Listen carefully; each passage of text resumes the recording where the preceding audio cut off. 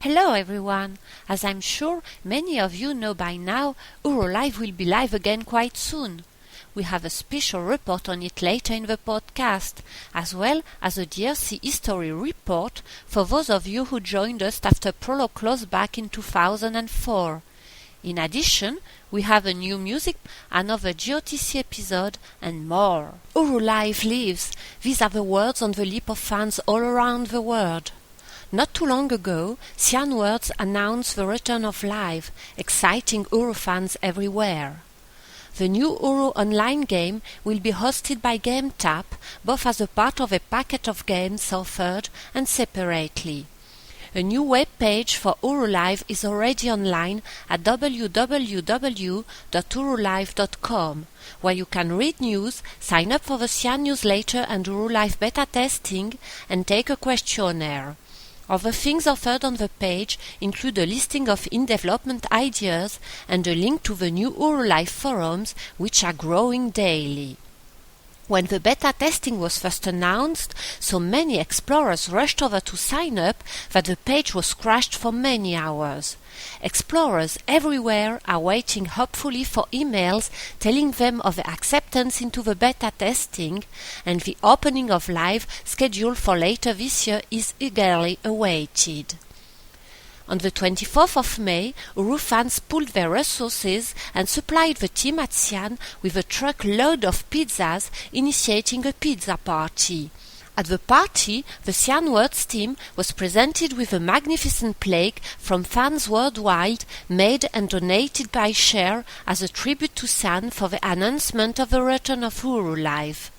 The commemoration plaque includes the Cyan logo and a picture of the Cyanwords headquarters. Even after all the pizza, there were funds left over, and they were donated to a new donut fund for Cyan. Pictures and a shortwave video are available on the Cavern Today website. The pizza party at Cyan inspired a Cavern-wide party down in Dni as well. There was dancing in the streets all over Agora, cocktail parties in the gallery, even reports of a rave in Kaddish. So many explorers were linking into the cavern, in fact, that temperatures rose while everyone partied away. The effects can still be felt down here today. In other news, the Grade 0 has recently been recalibrated so that the key positioning system now works once an explorer has completed all 14 marker quests. There has also been a key upgrade allowing for the creation of customized marker games once an explorer has completed the red and green missions. The Nexus now displays coordinates for all the linking spots in the city. There has also been reports of a new barrowstone appearing in Ederkimo, linking Explorer to the classroom rooftop in the neighborhoods. This means no more risky jumping from the balcony above your neighborhood in order to get that elusive marker to complete your marker quest. City Traffic Report. Welcome to the Agora Traffic Report. Today we have overcrowding in the city and many reports of lag. Explorers are linking in and hanging around to chat, clogging up the ferry terminal in Turkata courtyard, and polluting key chat logs with their incessant chatter. At the Great Zero, things are even worse. This is an emergency announcement of the Free Dni Underground. We have just discovered that Eurolive will be returning this holiday season. Steve Cross from TCT was quoting saying, "Yes, oh yes, this is so cool, I knew this would happen, yes, oh yes." The announcement came with the opening of the Eurolive forums, which have struck immediate controversy in the community, as many feel the private shards will be abandoned. Jikla has been reported in the cavern saying, "My precious, nothing will happen to you, my precious shards."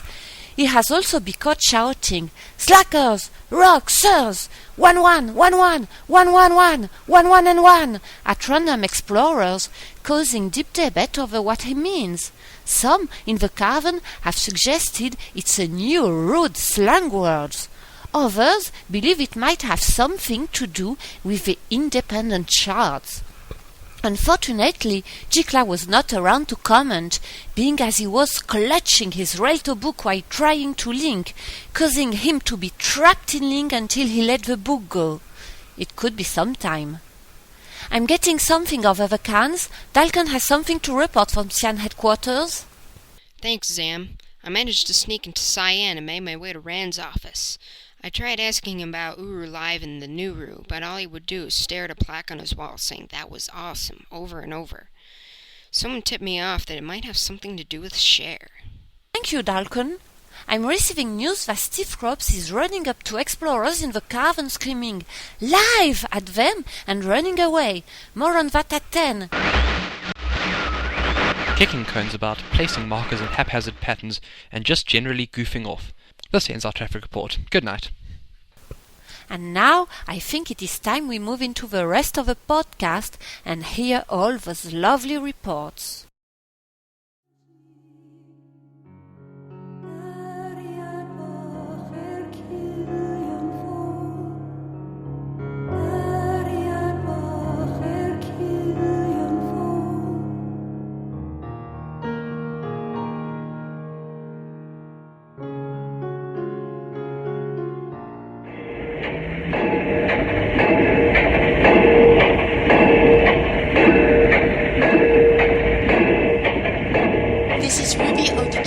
Cavern Communication Network's field correspondent, bringing you an update about some of the construction noise you may be hearing at CCN.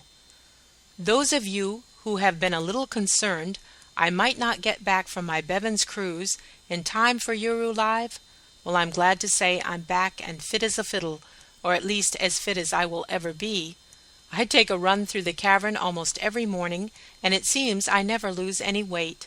Anyway, I'm fine and working along with the CCN website staff to bring about some changes at our network, including the addition of a brand new offering that I'll be talking about in a few moments. But first, some news about the Cavern Players. You may not know it, but the Cavern Today podcast is only one of the many ways we bring entertainment and news to the Cavern community. Early last winter, we formed a troupe of actors, producers, and scriptwriters. We started calling ourselves the Cavern Players.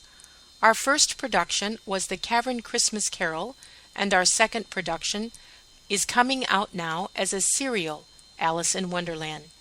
You can catch the streaming video at Cavern Communication Network's streaming theater or through RSS feed. In most cases, the productions are recorded and then filmed live in the cavern by our CCN filmmaker Vera Loon, who comes to the cavern by way of Holland on a regular basis to do his work. I think just about everyone on the CCN team acted in or participated in both productions, and a few explorers from the community who don't usually work with CCN but wanted to be a part of these projects came along for the ride. In the future, we plan to offer live in-cavern plays. Our first planned live event is Shakespeare's Much Ado About Nothing, slated for an early fall release around the time of our first air anniversary. And we are planning another film, a send-up comedy, King Shroom, to air next winter or about the time that Uru Live launches. Now, about that other offering. No, it isn't the shortwave, our news feed service and the place where you can still find the Water Cooler Show with host Tyan. This month, the news is about Lakewater Group. Lakewater Group was created so that independent projects, not necessarily Cavern Today or Cavern Player Productions, could be aired and distributed. In the near future, these productions will include a completely independent video illustration being organized and completed by another group of talented Uru storytellers and graphic artists. All Lakewater will have to do is help these folks get it out to the public. Another project coming up is a dramatic interpretation of the Book of Atris written by shortwave news anchor Elhan. Elhan is planning the casting for his production now. I believe he said the casting call is open, but Elhan can tell you for himself. Thanks a lot, Ruby. Yes, I have begun work on an audio drama adaptation of Mist, the Book of Atris, which was written by Rand and Robin Miller and ghostwritten by David Wingrove. Now, I'm putting out an open casting call for anybody who would be interested in playing in this. If you've read the book, then probably any character who has a speaking role in that book will probably be in this audio drama.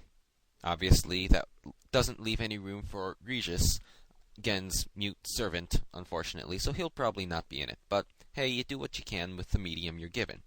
So, if anybody is interested in auditioning for this, please send an email to eocooldude@hotmail.com or to darthtrogdor@gmail.com.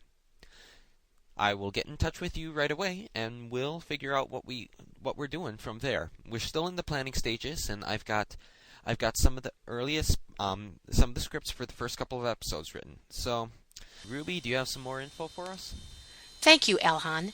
In addition to Elhan's dramatic interpretation project, a brand new show will launch this fall on Uru Community TV. Now, Uru Community TV is actually a series of comedy programs. The working title for this first program is LT's Show. This show will be hosted by LT Warber. This program is expected to be a light-hearted look at where, why, and who in the cavern. A little newsy, a little about cavern decorating and cooking in the cavern, a lot about guest and entertainment. This is going to be fun.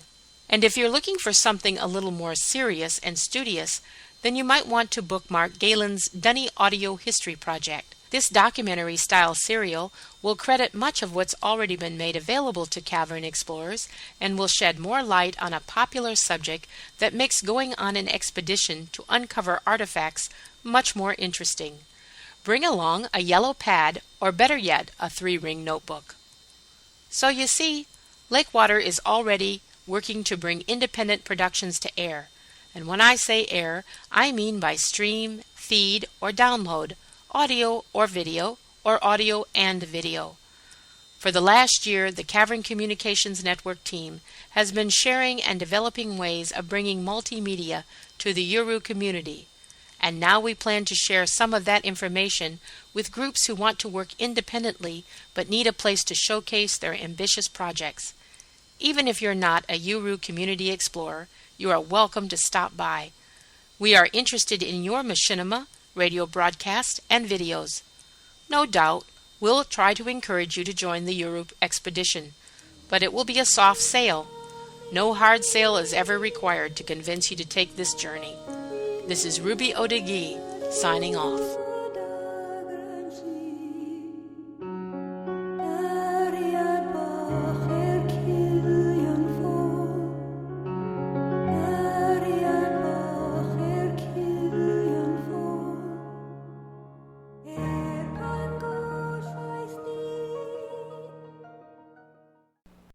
Hello everyone, this is Anthony.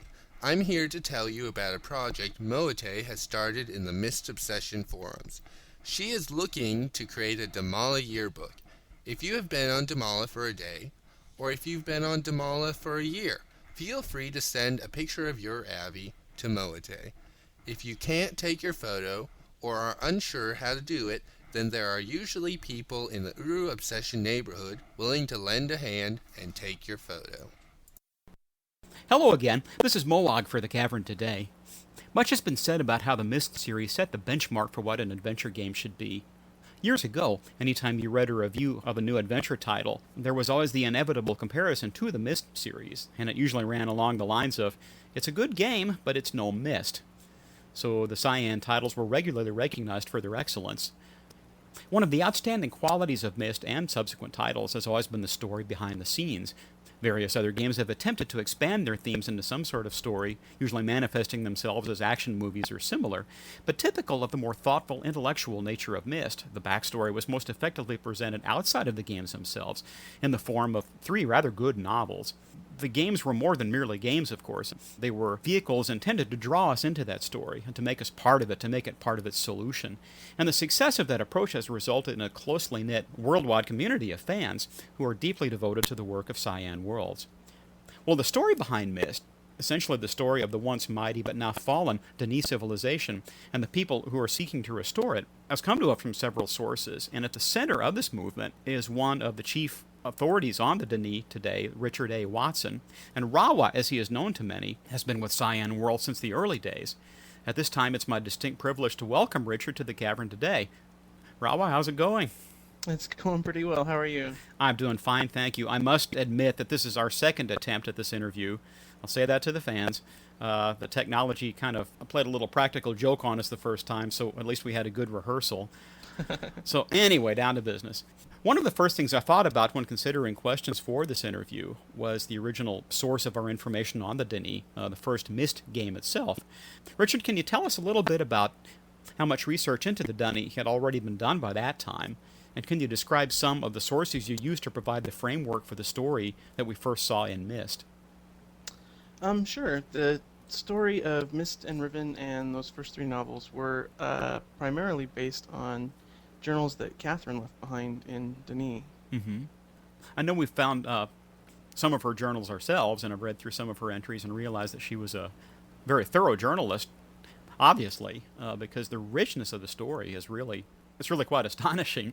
And with the discovery of more journals, the story simply becomes richer, and it's just a real treat to get more deeply into them.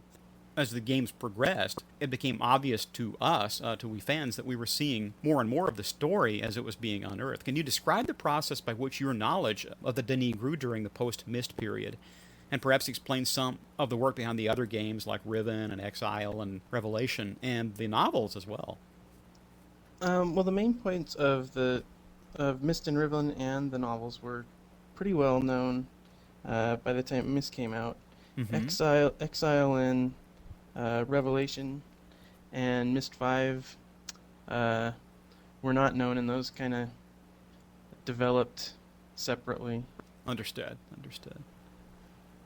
Well, on a related note, speaking of the novels again, we've read your explanation in the forums about the discrepancy, for example, between the location of the cavern in the book and in real life, and you've always been very good about explaining some of those discrepancies, because leave it to we fans to pick at any little thing we can find and saying, this doesn't agree with this. What do you have to say about that? And you've always been very good about actually finding those details and filling us in.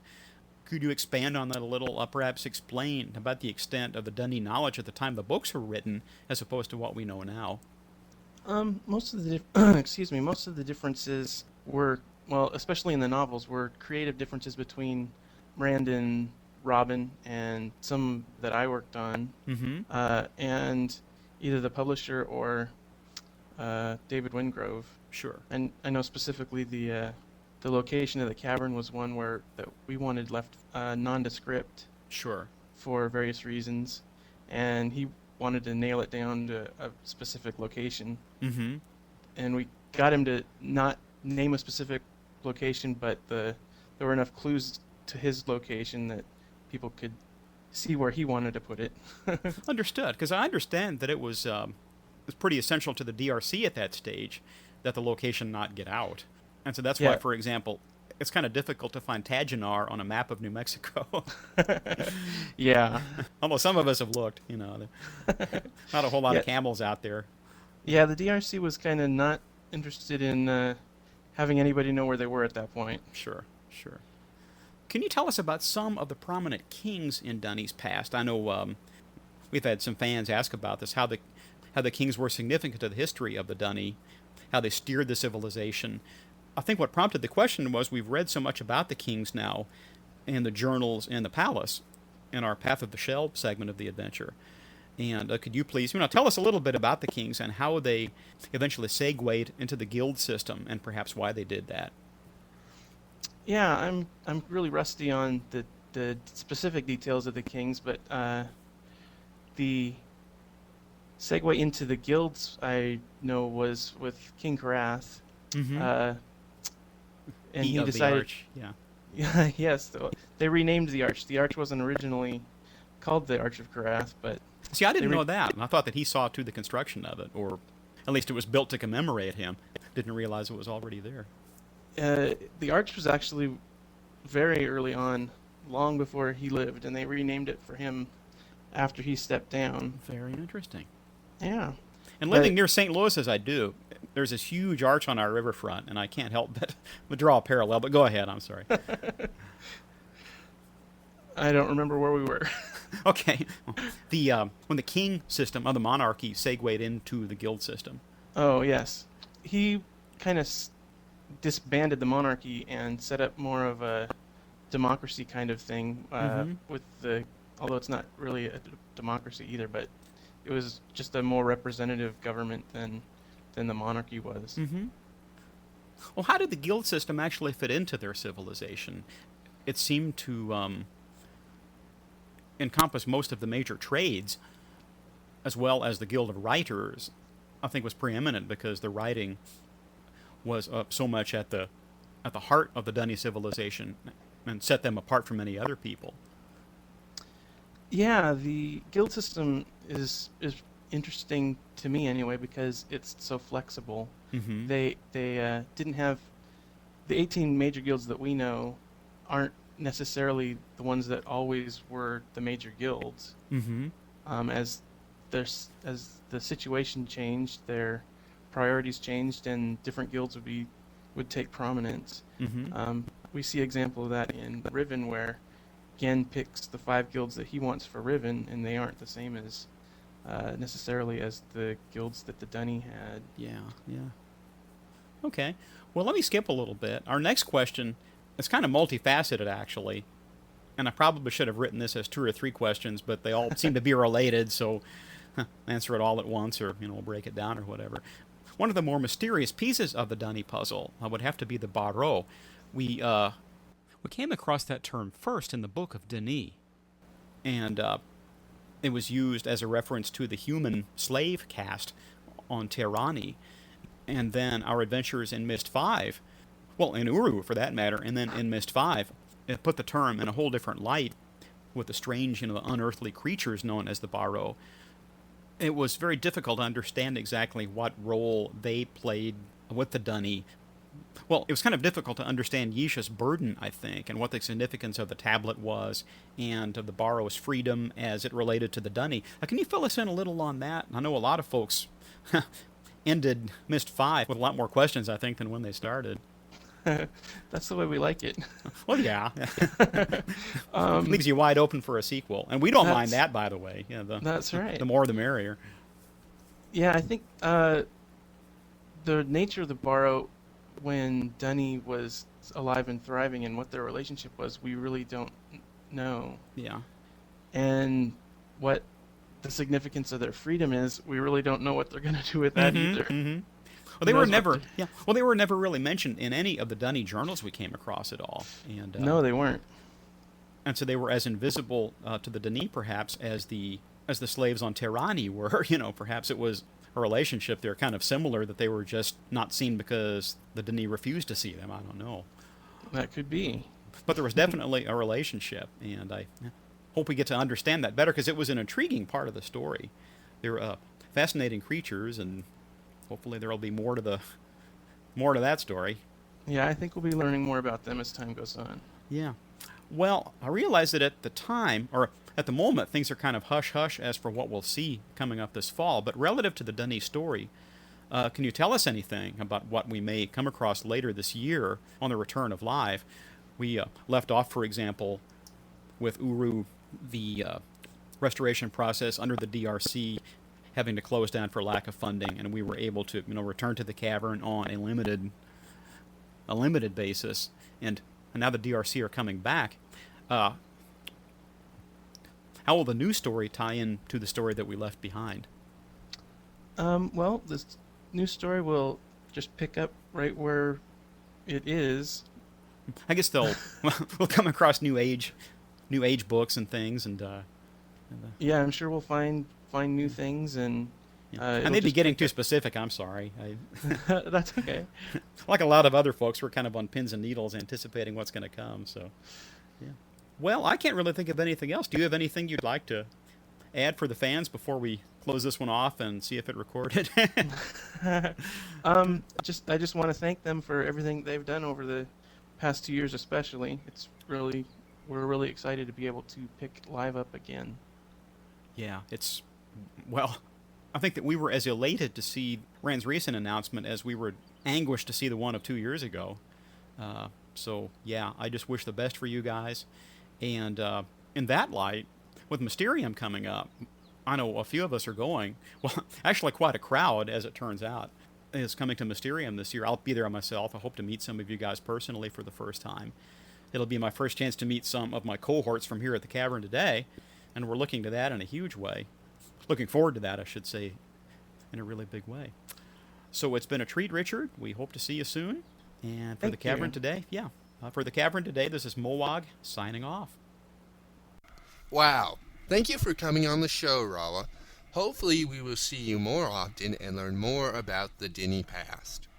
Now, Galen has a piece for us. Hello and welcome to the Denis History Project. My name is Galen Delare, and I am pleased to bring you a new documentary series on the history and culture of a race of people known as the Denis. I am delighted that you have chosen to join me on this journey into the past, where we will explore once thriving cities and the remarkable society that inhabited them. Deep beneath my feet is a massive underground cavern, and within that cavern the Denis lived for thousands of years. Now they are gone, and little remains except the ruins of monumental structures and clues to the magnificence of what was. Over the next several months, I will talk to you about this ancient civilization and walk with you through the underground city and surrounding areas the Denis built beneath this desert. To my right is a fissure in the ground, and within that, a tiny cave entrance now known as the Cleft. It leads to an underground tunnel system that extends in the direction of this large volcano behind me. From the tunnel we make our way into the cavern that lay undisturbed until only 2 decades ago.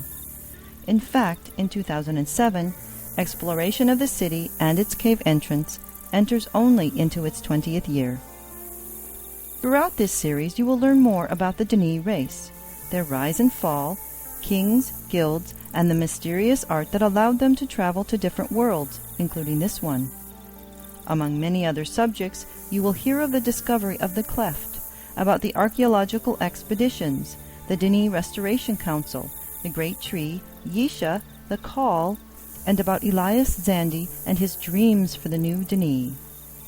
I myself am called an explorer, and I am part of a community of people from all over the surface of this world who have, according to legend, answered the call. All explorers travel to the desert and through this cleft into what is appropriately called the cavern.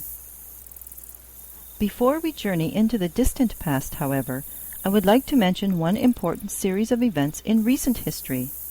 In May of 2006, a particularly exciting event took place for both the Denis Restoration Council and for explorers. The DRC, as the group is called, announced that their restoration work would once more begin. If you have not yet visited the cavern's archaeological site, it will be difficult for you to understand the enormous significance of this announcement. You see, earlier in February of 2004, funding was withdrawn from restoration efforts, and a dismayed council was forced to disband and leave their unfinished work behind them. Explorers, who had just begun to collectively examine the ruins, were heartbroken to hear they would no longer be able to return together to the city. Information from the Denis historian, Dr. Watson, ceased as well, and the flow of ideas about the Denis was in danger of disappearing entirely. Fortunately, some months later, the DRC gave explorers a few Denis tools, and these enabled them to gather once again in previously opened areas. Between 2004 and 2006, hundreds, if not thousands, of explorers continued to visit the cavern. Saddened that no more new areas could be opened, but determined to do what they could to keep the memory of its existence alive. They continued to study the Denis ruins and learn as much as they could about its ancient people. Although they had few artifacts and manuscripts to work with, and they could not look more closely at some of the important ruins. Nevertheless, they collected what information they could and added their work to the DRC information centers accessible in the cavern and on the surface. These combined resources are invaluable, and throughout each program I will point you to places where you can find more information about the Denis. We will also talk with explorers we meet as we tour the cavern. At the time of this recording, the DRC had begun regular communications with them again, and I will try to include that information as it becomes relevant to the subject at hand. Although Dr. Watson himself has not resumed addressing questions on Denis history, answers to the most pressing questions do seem to find their way to us through DRC activity on the surface. We may even meet a busy member of the DRC as their path to new areas and our path to old ones cross each other in the cavern. And now it's time for our journey to begin.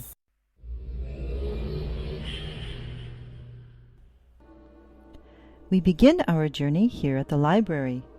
This massive square structure behind me was called the Denis Common Library and is located on the island city of Higuera. From where I stand, large steps lead upward and downward to the two major entrances. Above, the roof sweeps outward on all sides as if sending out waves of information, just as the light does over the doors. This library, like any, was one place where you would find Denis books. But these weren't just informational books. They were also something more. Inside the books are pictures, which in themselves is not unusual. But what is unusual is the effect on the viewer when the viewer touches the picture. Special properties in the ink and paper allow the pictures to do more than just show us what the location looks like. It becomes also a portal, and by touching it we can travel from one physical place to another. This particular type of book is called a linking book, and this one will take you to a place called Gerizim. You might think of a linking book like a sort of travel book. Choose the place you want to go, open that book to the picture, press your hand on the picture, and go there. Many such books were once housed in this library behind me. Some would take you to places not even in the cavern. One of the most interesting things about these books is that the same book could be used to transport several people all at once. The reason this worked is because even though you might leave, the book itself stays behind. The Denis used their library resources very efficiently that way.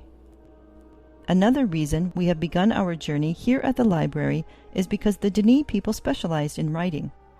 Not just novel writing or letter writing or writing poetry or music, but in the art of writing, with a capital A. The art of writing was a central theme throughout Denis history, and its secrets were most carefully guarded. Techniques were passed on only to the most promising and talented individuals, and it took many years to learn the art well enough to perform its true function. It was so important, in fact, that the Writers' Guild Hall was the first one completed here on Higuera, because without this art, the Denis would not have been able to travel here at all. You see, in the Denis culture, the art of writing is creative. Well, of course, you say, all writing is creative. Yes, but while most of us write to create worlds for our imaginations, the Denis art creates real ones. As many explorers know, the spaces in which the Denis would live were first created or opened through the act of writing. These spaces were called ages, and into them a group of Denis would arrive to build homes, cities, or neighborhoods in which they could live out their lives. And it was through this art that they arrived here. Each new age was first created by writing a large, detailed description of what the author wanted that age to be. This book was called a descriptive book, and as its name implies, described the age. It was written in a special Denis language, one different from the commonly spoken language. Each word and phrase had to be carefully chosen, and paragraphs were laid out just as carefully. Everything had to be right. Even the paper and ink used in writing these books were special. All these elements, the writing, the paper, the ink, were under the jurisdiction of specialized guilds, and all aspects of production were carefully controlled. Now you won't find descriptive books inside this library. In the common library you would only find linking books. Descriptive books had to be carefully preserved, as any changes to the writing would affect the entire age described, and those were kept in the Guildhall Library on the other side of this island. I can't show you that library because access to it has been blocked by the barricades of the DRC. Another reason why our journey begins here at the Common Library. But that's not to say linking books were unimportant, because they were. You can't get anywhere unless you have either a descriptive book or a linking book. The difference is that linking books only link to one specific place in an age. They don't create the age itself. If this is confusing, you're not alone. Think of it this way. Once the age is written, you have to use this new descriptive book to get to the new age for the first time. The age is not actually created until you first arrive there through the descriptive book. Hopefully you did your work well and are happy with where you end up. If you are satisfied with your new age and the Dunny universe, you need to walk around to choose a place that everyone else can come to when they link. Then you have to write another book, a smaller one, that describes the place where you are standing. This smaller book is the one that sits in this common library and takes everyone else to your new site. There was much more to it than this, of course, but suffice it to say that the descriptive books are different from linking books in that you don't know exactly where you will arrive when you first link through the descriptive book. You always know where you will arrive when you link through a linking book. Unless that book becomes damaged, of course, which is a different story altogether. It's almost as if the descriptive book has to interpret what you wrote and choose where it will initially take you. Linking books don't have a choice. They just lay here on these pedestals and send one person after another to that same spot on the new age. So now you might have a better idea why the descriptive books couldn't be written or edited by just anyone. And one more thing. Before you make that first trip to your new age, be sure to take a linking book from the current age with you. Otherwise, you might find yourself stranded on your newly created bit of rock. Now, you won't find any linking books here in the library. Well, not right away, anyway. The only books here now are 3 journals left by the DRC. But there were books here, and they might have been more than just linking books.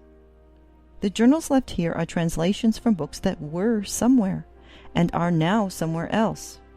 But the translated books were not linking books. They were chronicles of some kind. Of course, the information in the journals here is also interesting, to be sure, and we'll talk about what is in them at a later time.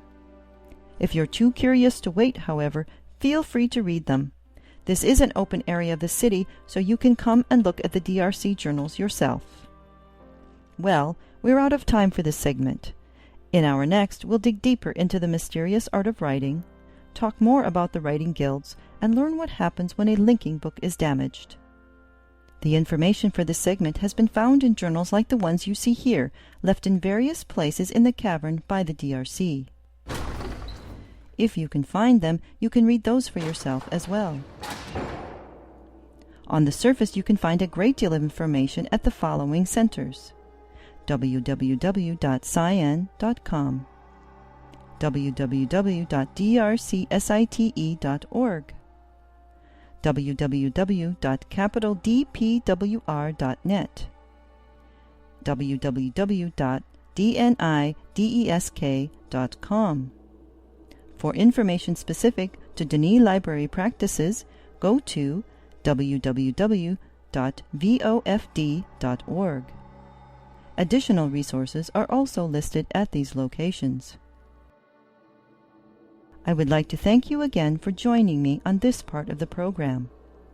Until next time, this is Galen Delore, and I wish you a safe and pleasant journey.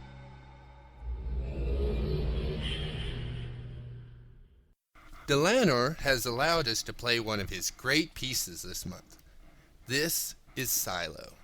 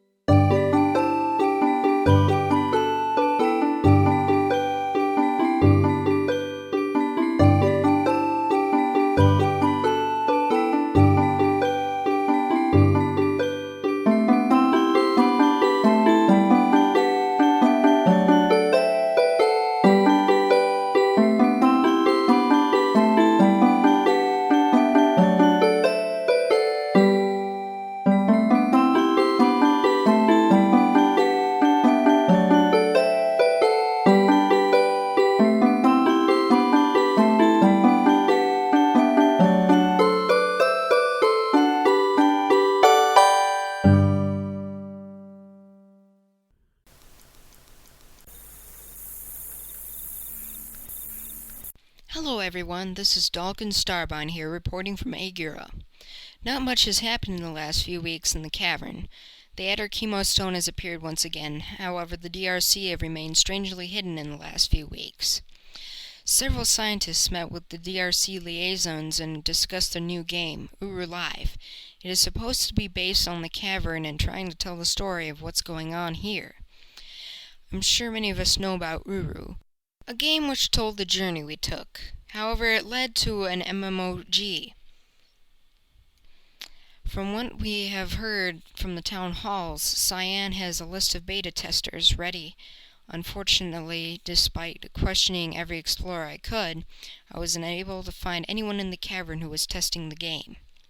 With Cyan's NDA, it's unlikely we will get to find out.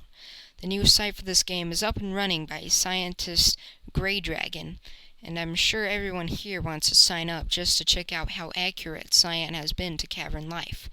And I know a few people are interested to see if Cyan remembers the Dunnies this time. I have reports that the Great Zero has been partially fixed. Many explorers who complete the marker quests are starting to get reasonably accurate positioning information from it. However, the temporary fix Laxman has instigated did cause some major disruptions for many, with the Nexus seeming to completely break down. Many in the cavern were calling for the Nexus database to be wiped, believing it would help the system. However, it seems some adventurous explorers, with the help of the DRC, have managed to resolve the Nexus issues. I'm linking to Chemo now to see if I can catch the last of these GZ markers. This is Dalkin Starbine, signing off.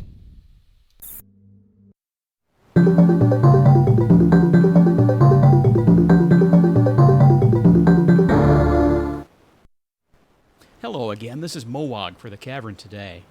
In this, the last of our three-part exploration of the games that Cyan created before Myst, we'll be talking about Spelunks and the Caves of Mr. Pseudo, which first appeared in 1991, published by Broderbund Software. Spelunks was the third and final title released by Cyan before Myst. You may recall that in earlier installments we discussed The Manhole and Cosmic Osmo. Spelunks was similar to both of those games, in that it was a simple HyperCard-based point-and-click adventure aimed primarily at children. It was similar also in that it appeared originally in black and white, but interestingly, it contained elements of spot color that looked a bit peculiar against the 1-bit scenery, but this was again because of the color limitations in HyperCard.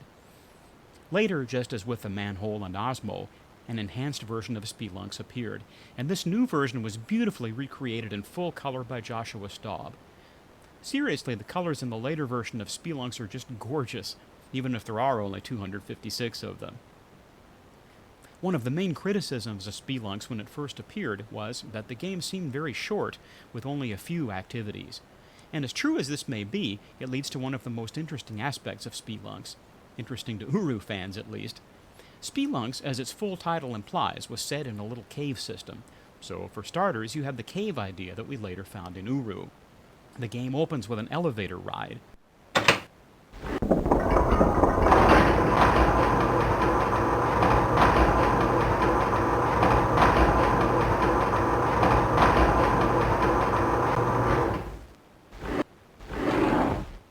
And once the elevator reached the tunnels below, you could follow those tunnels to any of 3 rooms, each room containing a different group of activities. Yes, there were only 3 rooms, but Cyan's original intent, and here's the Uru connection, was to follow up that initial release by periodically creating new chambers that Spelunks fans could add to the game in the future. Not only could you rearrange the initial 3 rooms in Spelunks via the use of a machine called the Spelunks Builder, the caves were designed to be expandable. It's fascinating to see how Spelunks presaged Uru Live in that regard, with its concept of continually updated content. In the case of Spelunks, it was never made clear how those new rooms were to be delivered. The internet was in its infancy at the time, so downloads would seem remote. Perhaps Cyan envisioned purchasing the new content via mail order or off the shelf, but alas, the original 3 rooms were all we ever saw of Spelunks. I wish I'd thought to ask Josh Staub about this in more detail during our interview, because the idea of Spelunks really was quite intriguing. As for the activities themselves, they differed from the previous 2 games by being mostly educational in nature. Spelunks offered playful lessons in science, biology, physics, astronomy, geometry. Well, let me just tell you about some of the games. One of my favorite spots in Spelunks was the Lizard. One of the rooms contained a terrarium, and that terrarium was home to a small lizard that you could feed from a pile of food pellets alongside the tank. There was also a temperature control, and it didn't take too long to learn that warming the tank increased the lizard's metabolism and made him more active. With each pellet, he grew fatter and greener until he refused the final pellet, which was then gobbled by a worm that popped out of the sand at the bottom of the tank. There were also 2 activities that illustrated the speed of sound. In the one, you stood on a balcony in a deep cavern chamber and dropped a pebble into the water far below. A graph at the handrail would time the drop, showing how the pebble accelerated as it fell, and then it would time the delay before you heard the sound.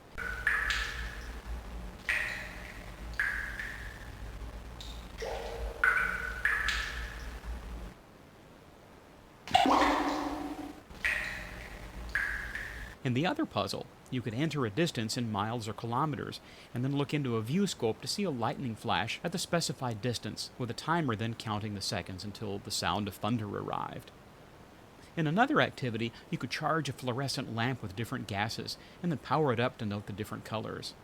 Climbing a ladder to an opening, you could use a telescope to view the wonders of the heavens, locating those features through the use of Cartesian coordinates on a panel alongside the scope. In another hint of what was to come in the Myst games, Spelunks was the first of the Cyan titles to present a backstory to the adventure, this time by means of a storybook in Professor Spelunks' office. The story was a delightful children's fantasy that I always enjoyed reading to our son when he was little. In the book we learn of Professor Spelunks, a kindly scientist who just happens to be a very dignified teddy bear. He befriends the diminutive Mr. Pseudo, a little fellow with a long snout a bit like an anteater, and the story involves the assignment given to Mr. Pseudo by the professor, the creation of a very special toaster, designed specifically for the final contest in the upcoming Great Games, the game of Yodel Toasters. And by the way, there was a miniature version of Yodel Toasters provided in Spelunks as a game within the game. Not to digress too far, but the game involved ejecting a slice of toast from a toaster, and then sliding the toaster back and forth to catch and reshoot the toast, aiming for a little mountain climber above, dressed in lederhosen. And when he caught the toast, he'd yodel with delight, and you scored points according to the number of tosses.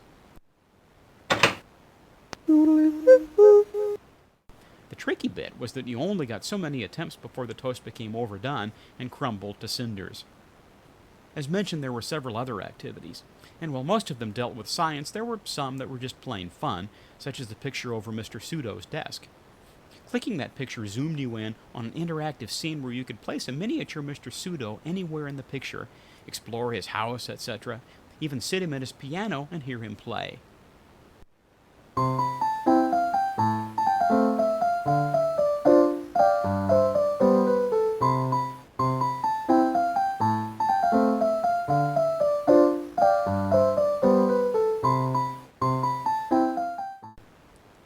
Brief as it was, Spelunks was simply delightful. Cyan chose to commemorate the game in a small way via the spiral notebooks we found in the cavern and Ages of Uru. You may recall that each of those notebooks bore the brand name Pseudo.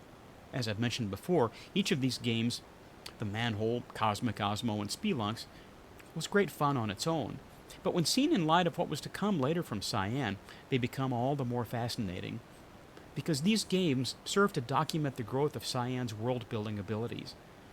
When I initially played Myst, I couldn't help but keep in mind that it had been preceded by these other 3. Myst became a fascinating blend of the magical exploration of the earlier titles, coupled with a very serious storyline that made it plain that I was in another type of adventure altogether, even if the rocket ship on Myst Island was rather reminiscent of the Osmobile. So thanks for listening. If you'd like to hear the story behind Spelunks, as related in the storybook and the game, I've also recorded a reading of that book, which you can access via our website at www.thecaverntoday.com. Look in the Podcast 13 section. I hope you've enjoyed these retrospectives as much as I've enjoyed putting them together. For The Cavern Today, this is Mowag, signing off.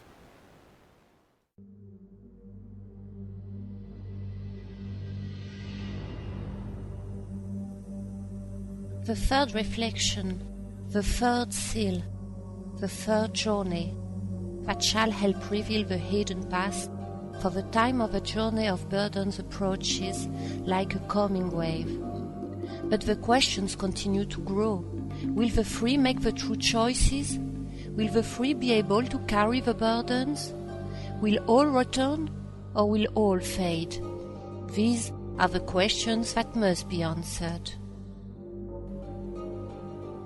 A world that stands still, a world with no sound, a world that has been long forgotten. This is the world I was linked into. It was a world that did not look decayed or very wondrous.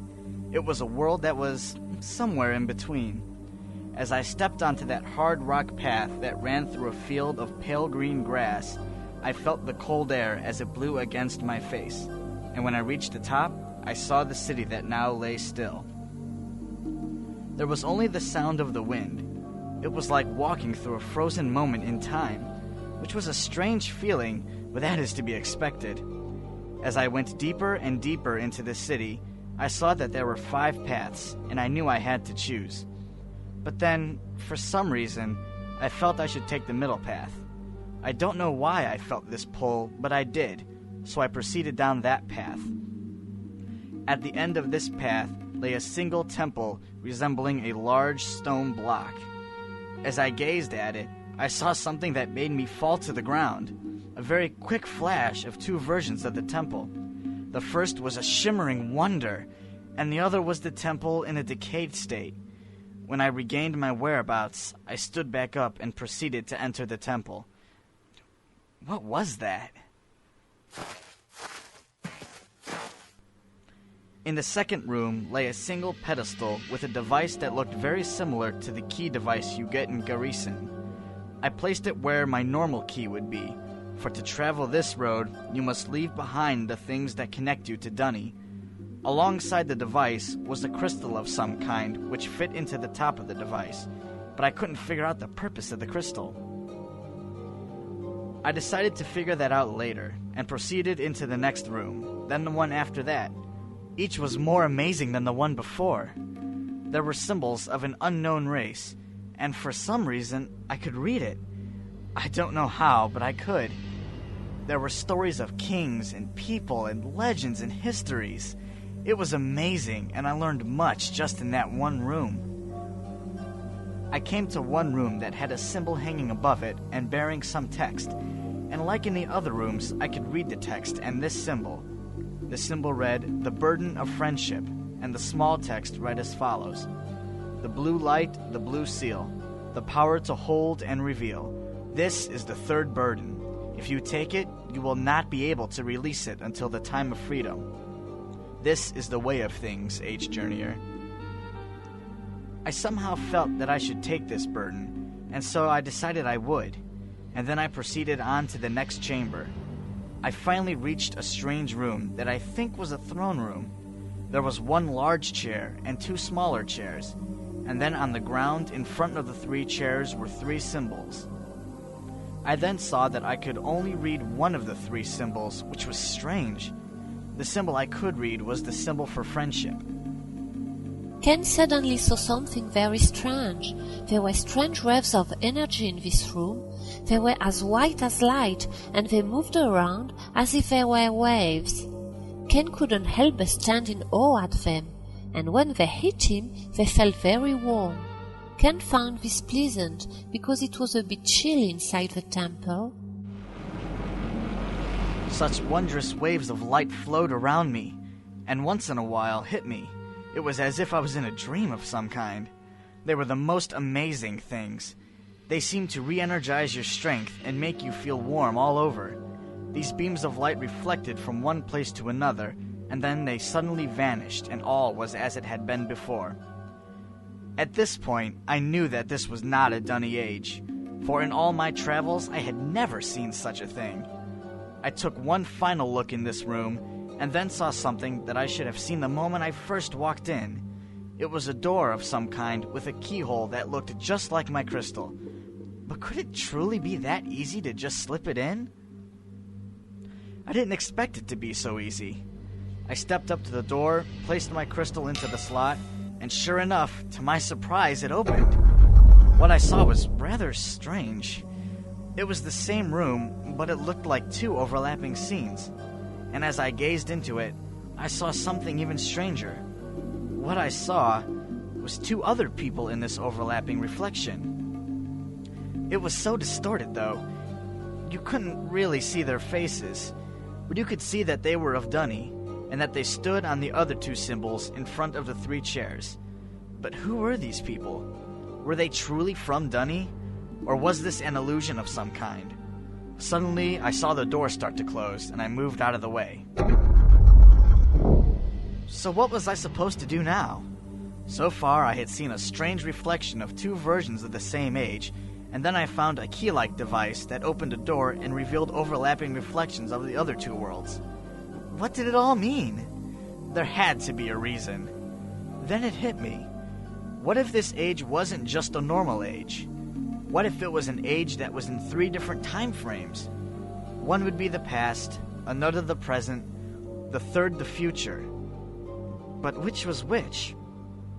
I thought about it, and figured that the shimmering version was the past. The version I was in was the present, and the decayed version must be the future. And if this was actually so, that would mean that there are 2 other journeyers of Dunny in 2 different time frames. But how would I communicate with them? Should I enter that strange overlapping place? Would that be the key? I decided to try this, knowing that I might end up in some void, or possibly worse. But I figured, why not? I mean, we jumped into the Starfisher, what could be worse? I proceeded to the door and opened it. There again, I saw the 2 journeyers and the 2 overlapping versions of the age. But when I tried to step into them, I found I couldn't. And then suddenly I was blown back and the door slammed shut. Well, that was interesting. So, now what? How could I communicate with these guys? My first try ended up with me lying on the floor. I thought, and then I got an idea. Why not stand on that symbol they were standing on? They were standing on the other 2, so it could be possible that if I did that, I could be transported to where they were, or at least be able to communicate with them. So I walked onto the symbol, and sure enough, suddenly it glowed a bright blue color, and once again I saw the strange light waves, and felt myself falling. And then I felt a strange warping tingle, unlike a link. This felt a lot faster. I fell and warped and fell and warped, and then suddenly I found myself standing on that symbol.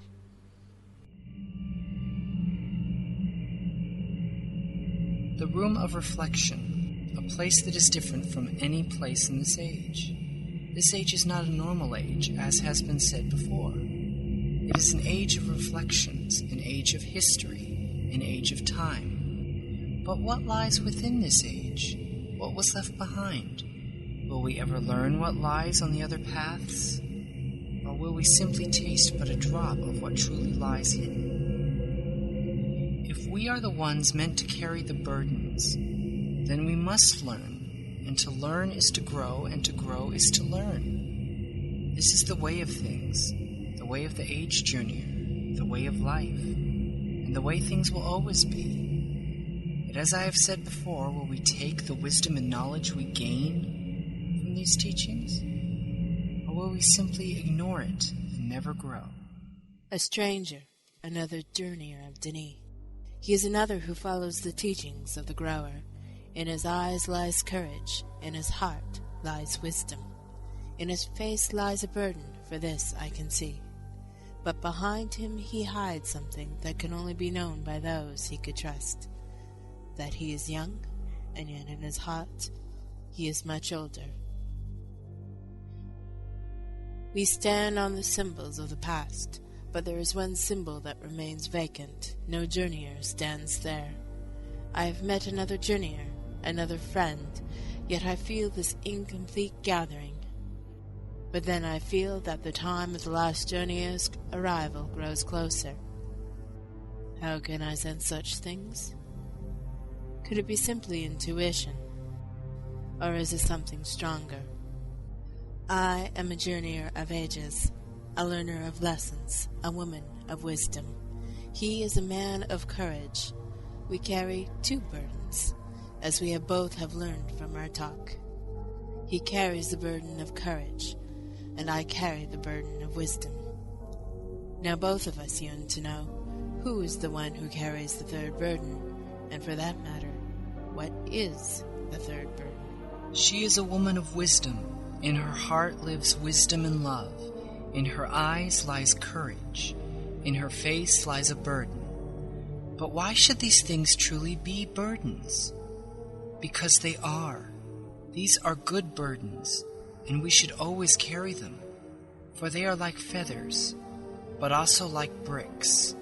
For sometimes to do what you know is right is the hardest part of carrying these burdens. While all this has been said, all this has been done. Tyon and Len's greeting and words took place while the third journeyer was nearing the place where they wait.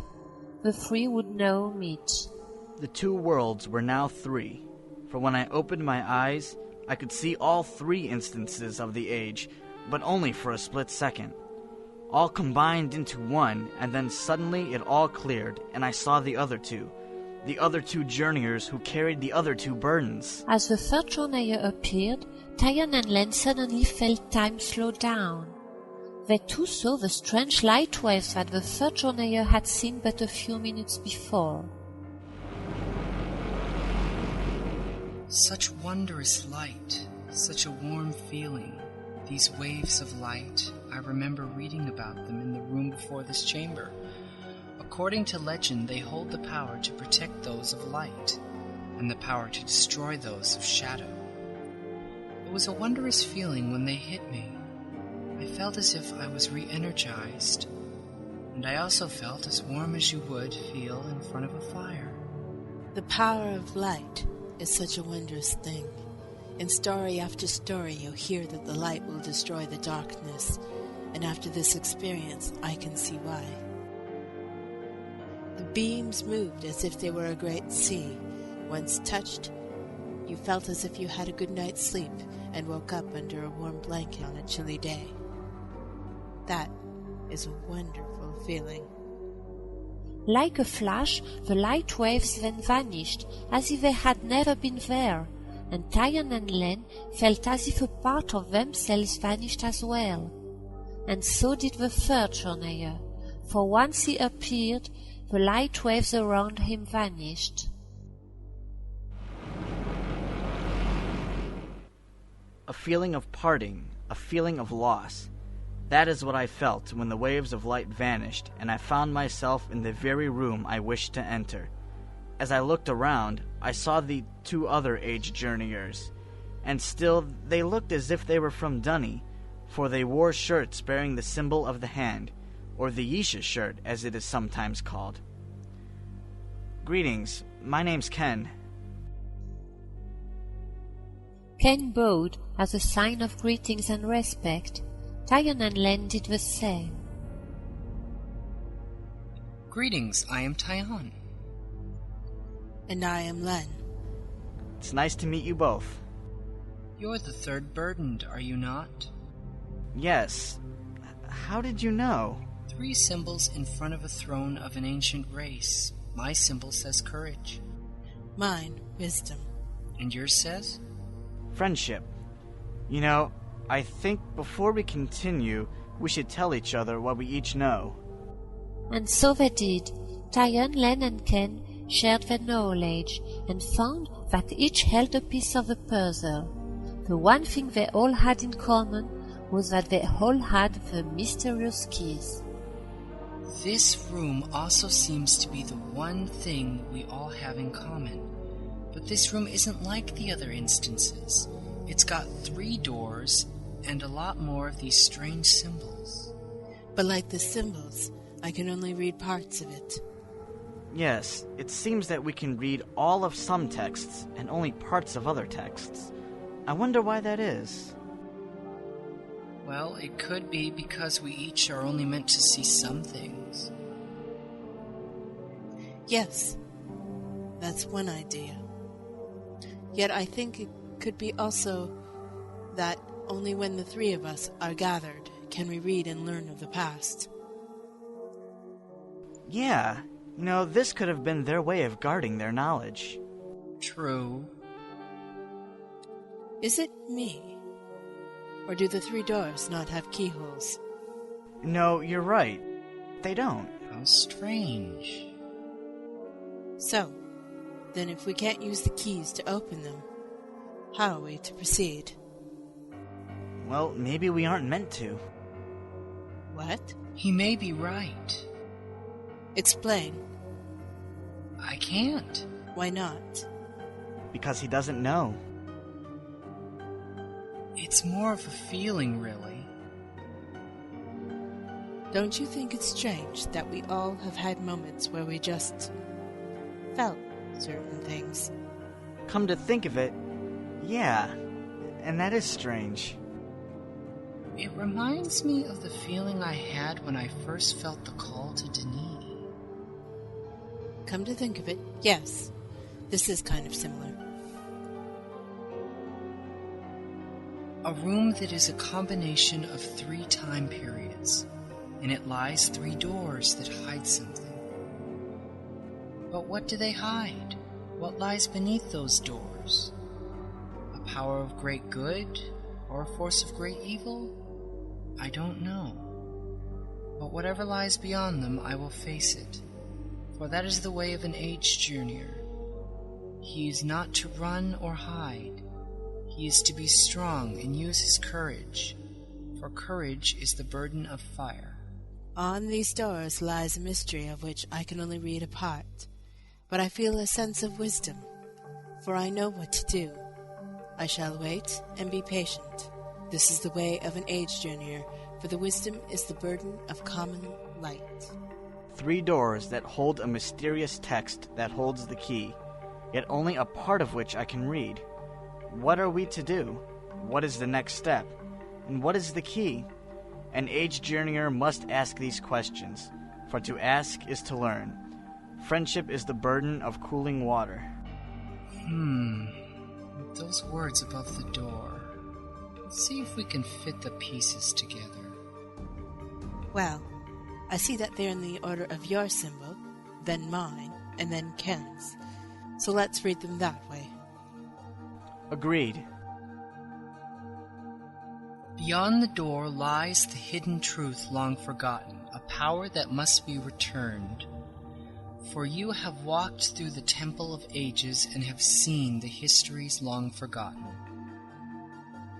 These histories hold the many lessons learned by the ones known to outsiders as the mystics. To travel these 3 forgotten roads is to learn of the past and to restore the future. Yet, if you take this burden, you will carry a weight 3 times as heavy as you yourself. So learn. Take courage and wisdom, and learn also of the true bond of friendship, for this path will tear friendships apart. It will test the limits of your strength. But if you hold your course and remember the lessons you've learned, your road will be as smooth as calm water. But if you do not take and learn from the lessons that will be shown, your journey will be as if you were walking down a path covered in rocks.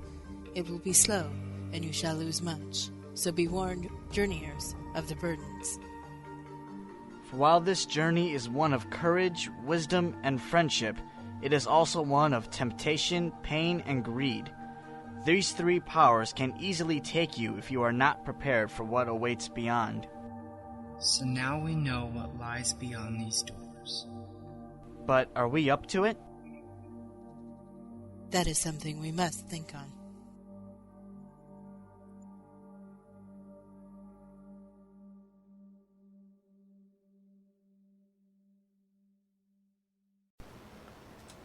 Hello again. This is Moag for the Cavern Today. Remember when you were a kid and you just found out something really, really exciting? For example, suppose that your favorite comic book had just issued a special edition, full-color, double-thick extravaganza with 5 complete stories, a fold-out poster, and a special fan club entry form that was available only to buyers of the special issue?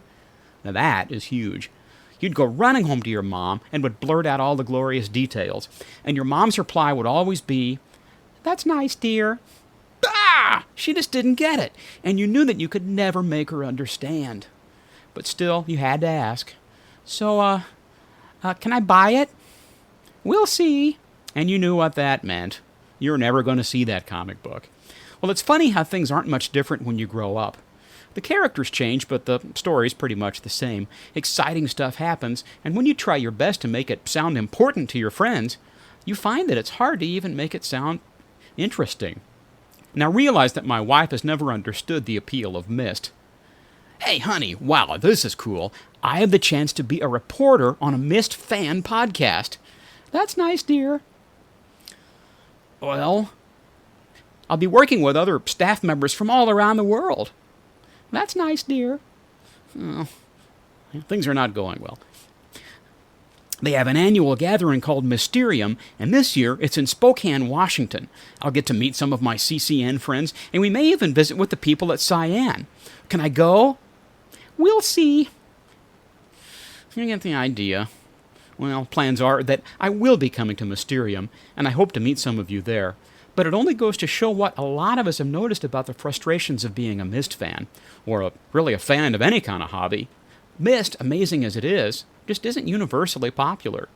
So you may find yourself balancing your own euphoria against the complete apathy of your nearest and dearest. You find yourself wishing that they could feel the same excitement that you do, or, failing that, at least they can understand that you're excited about it and appreciate your hobby for that fact alone. And that's where I am at the moment.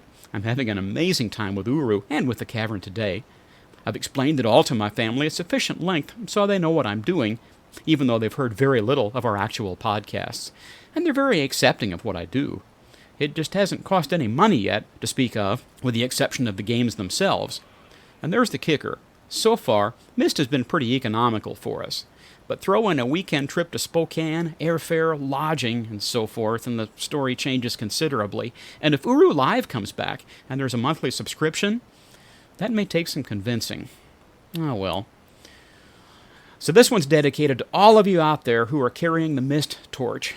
Maybe single-handedly, and maybe against all the odds. Hang in there. For the Cavern today, this is Mowag signing off. Well, this is the end of another podcast. It's been great fun to make, and everyone here is very excited about the announcement of Live and the fact that beta testing has started or will be starting soon. This is Anthony signing off and wishing everyone a fun time in the Cavern. May the pinnacles rise up to meet you. May the glowbugs be always at your back. May the sunshine reflect on every Yisha page you do not see. And may the rain fall on your alto, only when you desire rain. And until we meet again, may you be blessed with nigh good fortune wherever you settle. Shura Mishem.